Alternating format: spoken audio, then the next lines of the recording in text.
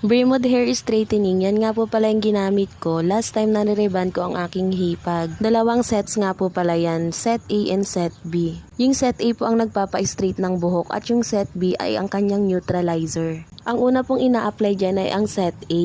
Hindi ko na nga nabidyohan pero ang instruction dyan ay kailangan 1/2 inch away from the scalp. And binabad ko lang siya ng 1 hour to 30 minutes. Yung pagbababad po pala ay nakadepende po yun sa klase ng buhok. After pagbababad at sigurado akong naluto na yung hair, banlawan ito ng maigi mga ante, yung sure na wala nang matitirang gamot. Kasi minsan yun yung reason kung bakit nagra-rubberize or nadadamage yung buhok ng client. After kong mabanlawan ng maayos, blow dry ko na siya gamit ang medium heat. Yes mga auntie, hindi kailangang sobrang init ng dryer dahil sobrang sakit niyan sa anit. And maiging igalaw-galaw mo rin yung blower para hindi matutok sa anit ng client mo. After application at pagbababad ng number 1 at pag-blow dry, ito na yung naging resulta ng buhok. Bago nyo po pala isalang sa plancha ay kailangan guys 100% dry ang buhok ni client. At sa pagpa-plancha naman guys ay kailangan paper thin nang sa gayon ay ma-plancha ng maayos at mag-lock in yung gamot sa buhok ni client. Kailangan sa first rebonding pa lang ay maganda na yung result para maiwasan ang back job. Kung sa una pa lang ay hindi na naging maganda yung result ay nako guys, wag nyo nang ituloy, ulitin nyo na agad yung process. After pagpla-plancha, tignan nyo naman yung result ng buhok ni client. Diba sobrang ganda na? I-rest lang natin to ng 10 minutes bago applyan ng neutralizing cream or set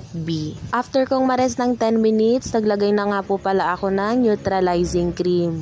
Ganyan po pala ako mag-apply. Sinusuklay ko talaga siya para sa ganun ay lahat ng strand malagyan. And yung rule guys, kailangan hindi madikit sa anit for safety purposes. After kong malagyan lahat ng strand, binabad ko lang ulit siya ng 30 minutes. After mababad yan, for the banlaw na naman ang person, kailangan sobrang banlaw ha, yung walang matitira kahit konting bula. Then after magbanlaw, i-blow dry. Yung blow dry ko nga pala dyan guys ay wala na pong init. After i-blow dry ay pwede na tayong mag-proceed sa hair treatment. Yan, tuyong-tuyo na yan, pwede na yang applyan ng Brazilian Botox. Yun pala yung ginagamit ko pang treatment. Yan guys, mild lang ang aking ginagamit kasi yung strong sobrang hapdi nun sa mata. Naglagay lang ako ng small amount sa container dahil hindi naman kailangang sobrang basang-basang application yan. Yung sakto lang na mako-coat lahat ng buhok. Then pag na-coat na lahat, ibabad lang siya ulit ng another 30 minutes. After 30 minutes of pagbababad, i-blow dry na siya. Yes mga auntie, hindi ko na siya binabanlawan dahil treatment nga po ito. Kailangan magamot yung hair after ng rebond.